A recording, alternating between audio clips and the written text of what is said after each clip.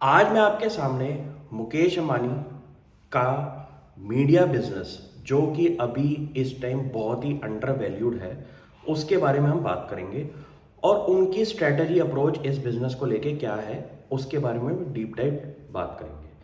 पहले तो ये समझते हैं कि इनके मीडिया बिजनेस के अंदर कितनी कंपनीज हैं और इनमें से कितनी कंपनीज अभी तक लिस्टेड हैं। तो मुकेश अंबानी जी की जो मीडिया कंपनीज हैं जो कि प्योर मीडिया कंपनीज के बिजनेस में आती हैं वो है हमारी टीवी 18 और नेटवर्क 18। उसके अंदर एक सब्सिडरी है वायाकॉम 18 जिसने आईपीएल के राइट्स जीते थे जो कि आपने लेटेस्ट सीजन के अंदर अभी देखा है आईपीएल। प्लस उनकी जो ब्रॉडकास्टिंग वाली कंपनीज हैं जहाँ पे आप कह सकते हैं कि केबल बिजनेस आपका फॉर्म होता है रिलायंस इंडस्ट्रीज का, उसके अंदर कंपनीज हमारी हैथवे केबल डेन नेटवर्क जैसी कंपनीज भी आती है। अब इस पूरे लैंडस्केप के अंदर अगर एक लेयर ऊपर हम डाल दें जो कि इंटरनेट पेनिट्रेशन की है, वो भी रिलायंस इंडस्ट्रीज का जियो टेलीकॉम ओन करती है।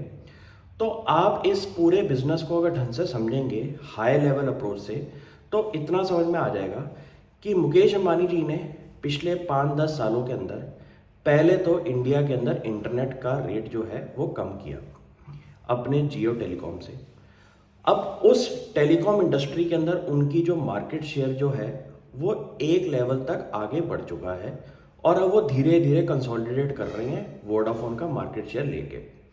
ये तो हो गया उनका एक बिजनेस जो कि अच्छा खासे लेवल पे चल रहा है और जहां पे इन्वेस्टर्स का पैसा भी उनके पास बहुत सारा पड़ा है और अगले 1-2 सालों में उस कंपनी की लिस्टिंग भी आनी है।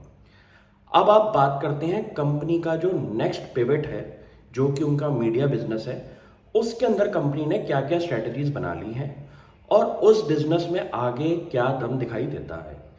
तो इसको ध्यान से समझना पड़ेगा कि कंपनी ने जो हमारा आईपीएल के राइट्स लिए थे डिजिटल के, वो एक सब्सिडरी थी हमारी नेटवर्क 18 की वायाकॉम 18। उन्होंने पहले इस कंपनी के अंदर पैसा इन्फ्यूज किया अराउंड 15-16 हज़ार करोड़। उसमें से उस कंपनी ने ब्रॉडकास्टिंग राइट्स जीते आईपीएल के।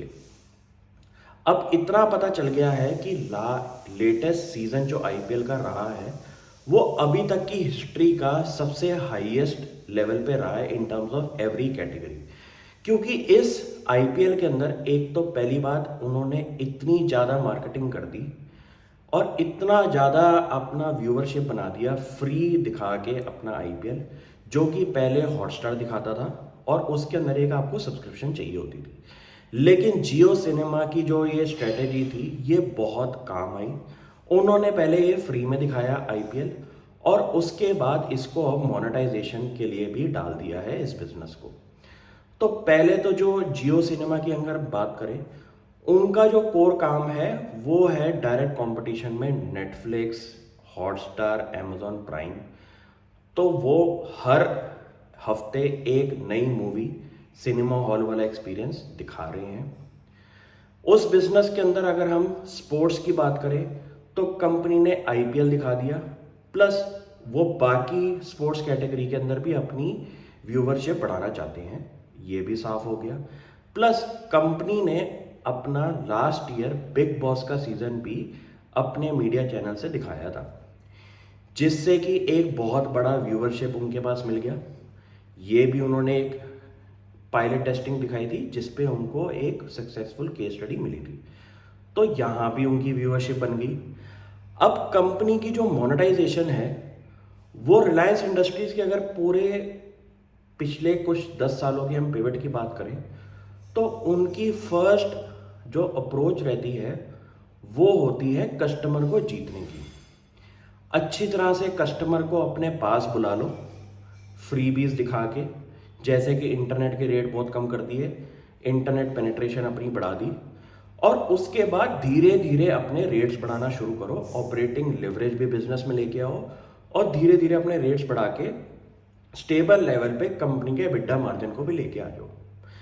अगर मैं कंपनी की लिस्टेड प्लेयर्स की बात करूं जो कि नेटवर्क 18, टीवी 18, डेन नेटवर्क्स और हैथवे केबल की बात करें तो share price performance in companies की इस टाइम मार्केट में काफ़ी ज़्यादा अंडर परफॉर्म कर रही है। क्योंकि रीज़न बीइंग क्या हो रहा है कि ये इतना ज़्यादा कंटेंट क्रिएशन कर रहे हैं जिससे कि कंपनीज के खर्चे बढ़ रहे हैं और इनको जो अभी रेवेन्यू ड्राइवर्स जो हैं वो अभी तक शुरू नहीं हुए हैं। कंपनी का प्लान आगे फ्यूचर में है, लेकिन करंट 2023-2024 में मुझे ये नंबर्स नहीं दिखाई दे रहे। इसलिए मार्केट के पार्टिसिपेंट्स जो हैं उन कंपनीज में पैसा डालते हैं जहां पे उनको रेवेन्यू विजिबिलिटी भी दिखाई दे रही हो। इस केस में इन कंपनीज के अंदर ना दिखाई देने की वजह से इनके शेयर प्राइस में बहुत बड़ी गिरावट आई है। और कंपनी की इस टाइम जो स्ट्रेटेजी है वो सिर्फ उनके एक बिजनेस माइंडसेट की वजह से है कि पहले कस्टमर्स को एक्वायर करो, उनको फ्रीबीज दिखाओ और उसके बाद जब कंपनी का बिजनेस स्केल की तरफ चले जाए तब मोनेटाइजेशन शुरू करो अपनी रेवेन्यू विजिबिलिटी बढ़ाने के चक्कर में।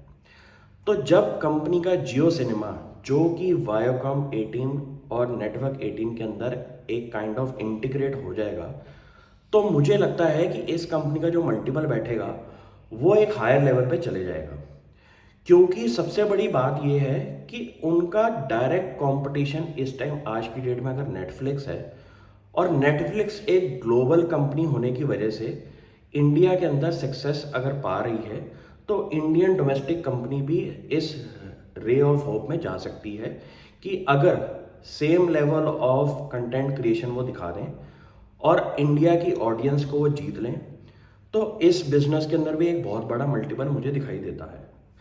ऐसे बिजनेस के अंदर आपको बहुत ज़्यादा जेस्टेशन पीरियड चाहिए, क्योंकि आपको ऐसे बेट्स पे काम करना है जहां पे अभी आपको रेवेन्यू भी नहीं दिख रहा, प्रॉफिटेबिलिटी नहीं दिख रही और आपके खर्चे बढ़ते हुए दिखाई दे रहे हैं। क्योंकि आईपीएल एक ऐसा बिजनेस था जहां पे कोई भी कंपनी इतने बड़े ब्रॉडकास्टिंग राइट्स ले रही है तो हर बंदे को ये पता था कि ये जियो सिनेमा अपना मोनेटाइजेशन कैसे करेगा।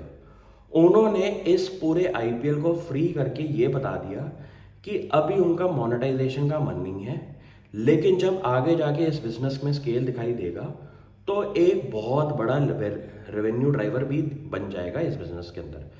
अगर मैं कंपनी की व्यूअरशिप की बात करूं डिफरेंट कैटेगरीज के अंदर तो अब हैरान हो जाएंगे कि रिलायंस इंडस्ट्रीज के जो एक कोर कंपोनेंट हैं मीडिया बिजनेस के, उनका कितना बड़ा व्यूअरशिप इंडिया के अंदर बैठा हुआ है। जैसे कि उनके जो न्यूज़ चैनल हैं उनको अगर हम कंसोलिडेट करके एक नंबर बताएं तो अराउंड 200 मिलियन से ऊपर की उनकी व्यूअरशिप है सिर्फ और सिर्फ न्यूज़ चैनल को लेके। अगर मैं उनके इंग्लिश न्यूज़ चैनल जो कि नेट टीवी CNBC TV 18 के नाम से उनका न्यूज़ चैनल आता है जो कि शेयर बाजार के रिलेटेड रहता है, उसके अंदर अगर मैं मार्केट शेयर की बात करूं तो कंपनी का मार्केट शेयर उस कैटेगरी के अंदर 70 से 80% का है।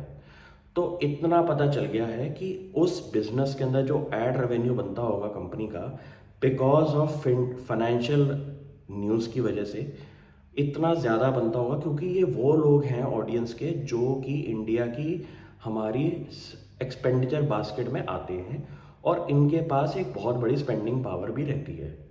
तो ये भी एक बहुत बड़ा उनके अंदर मोनोपोली वाली सिचुएशन है। प्लस कंपनी का बिग बॉस जो OTT प्लेटफॉर्म पे चल रहा है वहाँ पे आपको इंडिया की पूरी कह सकते हैं कि ऑडियंस जो है बैठी हुई है देखने के लिए।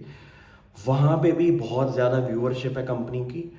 और कंपनी के जियो सिनेमा जो कि एक नेक्स्ट लीवर पे आ चुका है जहाँ पे कंपनी एक सब्सक्रिप्शन मॉडल पे काम कर रही है, वहाँ पे जब नंबर शुरू होंगे कंसोलिडेट होना तो कंपनी का बहुत बड़ा इसके अंदर भी एक रेवेन्यू ड्राइवर बन सकता है।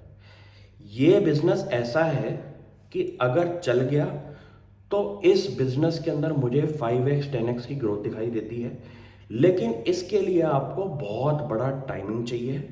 क्योंकि अगर कंपनी के आप हर क्वार्टर पे फाइनेंशियल रिजल्ट्स चेक करेंगे तो वहाँ पे आपको मैनेजमेंट कमेंट्री ज़रूर पढ़नी है, क्योंकि ये चीज़ें अभी कंपनी के फाइनेंशियल रिजल्ट्स में नहीं दिखाई दे रही और इनका रेवेन्यू में स्केल अप होना अभी टाइम लगेगा। तो जब आपका इस न्यूज़ के अंदर कंपनी की मैनेजमेंट ये बोल दे कि हम मोनेटाइजेशन अब करना शुरू हो कर रहे हैं, तभी कंपनी के आपकी इन स्टॉक्स के अंदर वैल्यू अनलॉकिंग होगी। अभी टाइम लगेगा, लेकिन मुझे इतना पता है कि मुकेश अंबानी जी का जो पिछला पास्ट एक्सपीरियंस कहता है कि पहले कंसोलिडेट करो व्यूअरशिप को, सब्सक्राइबर्स को, और उसके बाद उनको वैल्यू एडेड सर्विसेज दे के उनके पर कॉस्ट सब्सक्राइबर पे अपना रेवेन्यू इंक्रीज करें। मुझे इस बिजनेस में बहुत ज़्यादा ट्रस्ट दिखाई देता है। आप भी इस कंपनी को अगर फर्दर स्टडी करें। Thank you.